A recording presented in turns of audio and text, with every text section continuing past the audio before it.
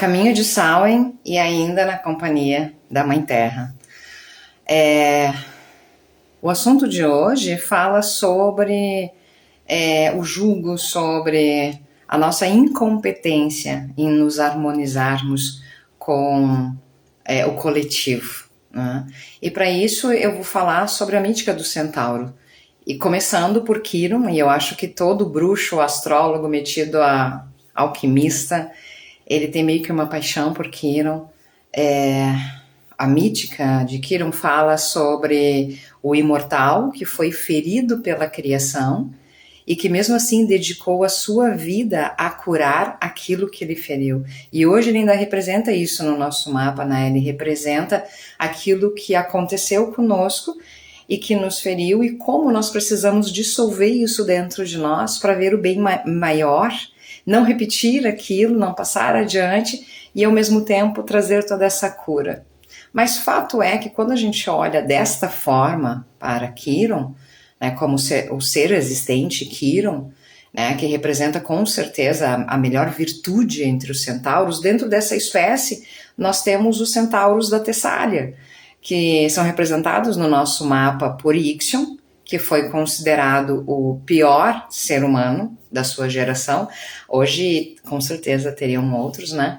Mas fato é que a sua história faz com que ele seja condenado por Zeus e mesmo assim não cumpriu lá a sua pena, mas não se resgatou como obra, né? Como criação, e de novo tenta contra os seus próprios, e isso faz dele um ingrediente ou um padrão decisivo para a criação dos centauros mais violentos que nós conhecemos na história, que são os centauros da Tessália, que tinham inclusive uma certa violência sobre o feminino, já que Ixion tentou contra Hera, né? Então, é bem na visão humana, né? Porque é a ligação do ser humano com a magia do ser humano sobre o poder da criação, que no poder pessoal daquele pior ser humano, daquele momento, cria o centauro violento. E isso para nós é muito importante, para mim principalmente, porque no Rio Grande do Sul nós somos os centauros do Brasil, nós representamos a raça cavalo do nosso país, da nossa arca, né? E temos o caminho do meio, que é o caminho do cavalo de fogo, que é o cavalo vermelho, que é o cavalo do sangue, da energia, do poder do sangue, da honra do sangue percorrido, né? Da sombra, caminho do meio entre a luz e a escuridão, enfim. Mas a gente precisa sair um pouco da teoria e ir para a prática, porque olhando lá no mapa, né, as representações do que eu fiz contra a criação, Ixion, e do que a criação fez contra mim, Quiron. E do que eu preciso nesta régua, neste arquétipo, dentro dessa mítica, desse mistério, o que eu preciso resolver para ter o meu melhor enquanto virtude, que vai revelar Euas, né? Que vai revelar a runa, que vai me levar para casa, o portal que vai abrir, o cavalo que vai fazer o meu Sleipnir, né? A minha força pessoal, de toda a minha história da existência que vai me levar para casa, né? Então, considerando tudo isso, chama atenção para o quanto a humanidade, enquanto espécie, ainda é preconceituosa, ainda julga, ainda se sente na soberania, na supremacia, porque quando eu olho para os grupos espiritualistas, para toda a galera dos alienígenas, para tudo que nós estamos vivendo, independente dos nossos deuses voltarem ou não na nossa geração, que seria ótimo, mas né, vamos lá. Enquanto eu olho para isso, tudo ao meu redor, eu ainda ainda vejo, né, nós julgarmos as espécies pelos piores atos que alguns indivíduos daquela espécie cometeram, né?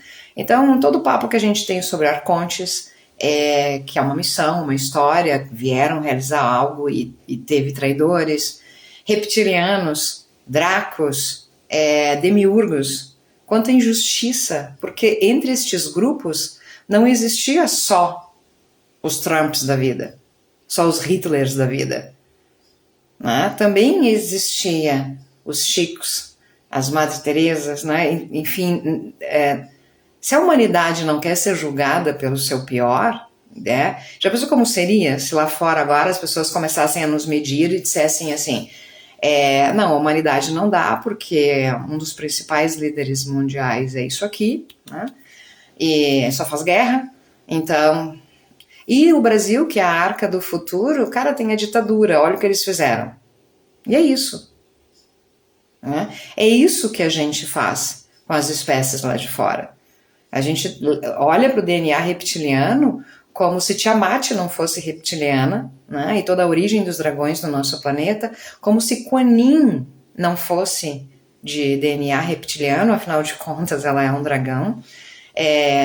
A gente olha para os demiurgos como se todos eles tivessem criado caos no planeta e atrapalhado, que na verdade existiram muitos, e eles são responsáveis pela criação da matriz divina também, enfim, até mesmo nos Anunnaki, né, gente?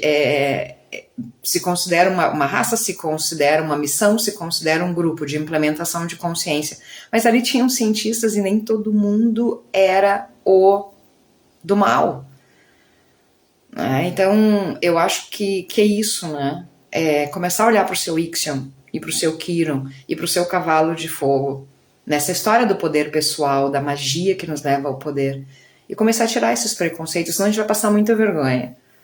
Eu acho isso, definitivamente penso assim. Nós vamos passar muita vergonha, porque talvez isso seja o que impeça os nossos deuses de retornarem fisicamente. Né? Como nós ainda julgamos, mesmo não tendo aprendido. E será que a gente não está se condenando a repetir os processos justamente porque tudo que a gente julga, a gente manifesta? Então, olha o que fizeram. Aí a fonte olha e diz, muito bem, bota eles na mesma situação, vamos ver como é que eles agem. Será que a gente não tem exemplo suficiente para saber que quando a gente também está imbuído do poder, nós fizemos absurdos? Né?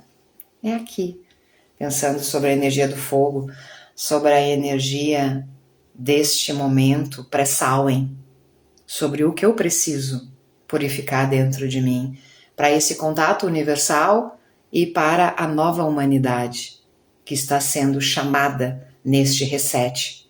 O que é que nós sustentamos como humanidade?